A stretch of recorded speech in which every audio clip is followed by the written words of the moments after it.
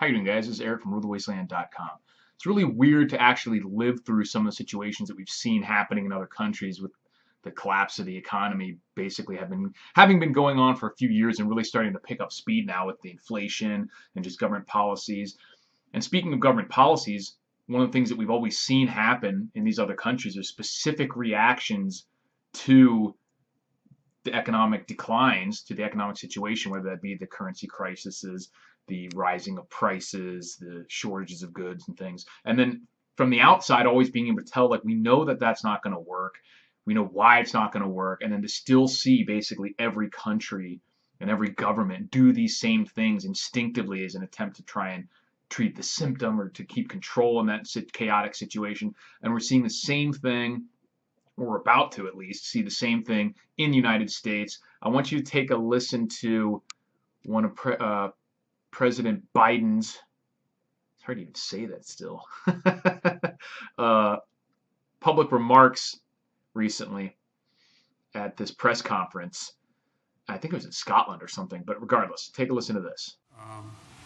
Number three, I think if you take a look at what we're talking about, you look to this coming Thanksgiving. You know, we're in a situation where we find that we are in a very different circumstance. Last Thanksgiving, as I said, this year we're working on a supply chain issue. But last Thanksgiving, I sat down with my wife, my daughter, and my son-in-law. This Thanksgiving, we're all in a very different circumstance. Things are a hell of a lot better, and the wages have gone up higher, faster than inflation, and we have generated real economic growth. It doesn't mean these dislocations aren't real. They do affect people's lives. For example, one of the reasons why I decided to talk about the need to deal with the operation and the gouging that occurs in some of the pricing of beef and chicken and other things is that that's why I think that's why I indicated to you we're going to look at whether or not there's a violation of antitrust laws and what they're doing. Okay, so other than the actual gibberish, what stuck out to you about that? Let me reread that. He's saying things are a hell of a lot better, first of all, which is nonsense. Wages have gone up higher, faster than inflation.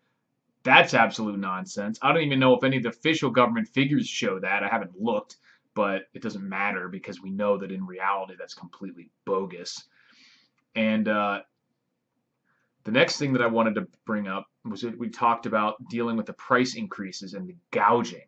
He says, for example, one of the reasons why I decided to talk about the need to deal with the operation and the gouging that occurs in some of the pricing of beef and chicken and other things is that's why I indicated to you we're going to look at whether or not there's a violation of antitrust laws and what they're doing. So first of all, very strange that he would focus on beef and chicken and the food price increases and not on the oil, which they're playing around with continually behind the scenes and restricting supply and production and things like that, ending our own production. And they're not looking at the housing market and all the shenanigans that cause the increases there from companies like Zillow and simply from, the federal government, Federal Reserve and all that. Looking at the food. And first of all, the idea that there's an antitrust violation is really bizarre. But specifically, just the idea of the fact that they're looking into the food price increases and talking about violations is a clear sign to me that at some point we're going to see price controls, which is terrible. It's a disaster. I've made a video before about why in defense of price gouging and how price controls never work because it doesn't address the actual issue, usually a shortage of goods or for some other reason an increase in demand. It could also be because of just inflation, prices going up. But regardless of the reason, the price is set by the free market until it starts getting messed with. If the people who are gouging made beef past a price what people are willing to pay, no one's going to buy it and it'll rot on the shelves, and their plan isn't going to work out too well.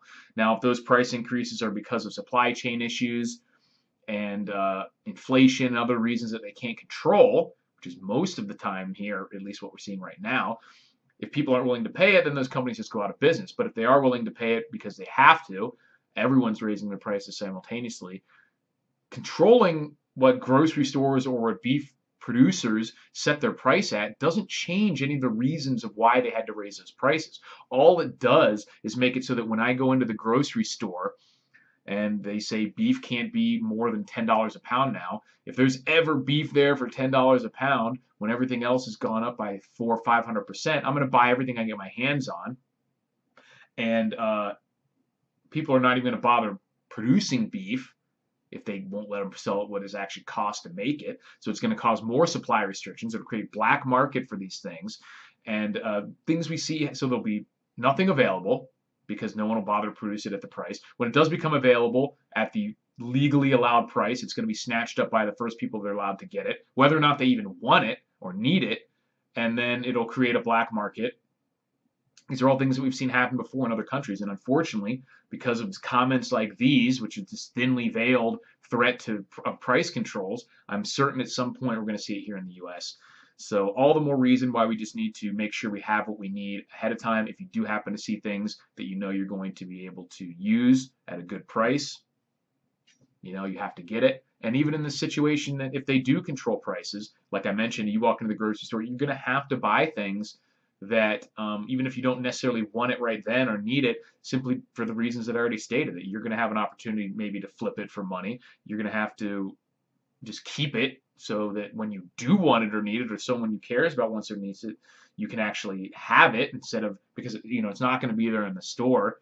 If they do start instituting these price controls, it'll be very spotty. So it's just another kind of reflexive reaction that all these shitty governments have to the price increases that does nothing to solve the reasons why there were price increases to begin with, and only compounds the problems that are created by that symptom. Let me know what you guys think, and as soon as you guys ever see any sort of price controls, let me know. I don't know of anything that's happened yet. It's a pretty extreme tactic that I don't think is going to happen until inflation gets much worse, but I do think that's going to happen. So who knows? Something that we unfortunately might see within the next 2 to 5 years. Thanks for watching, guys, and I'll talk to you later.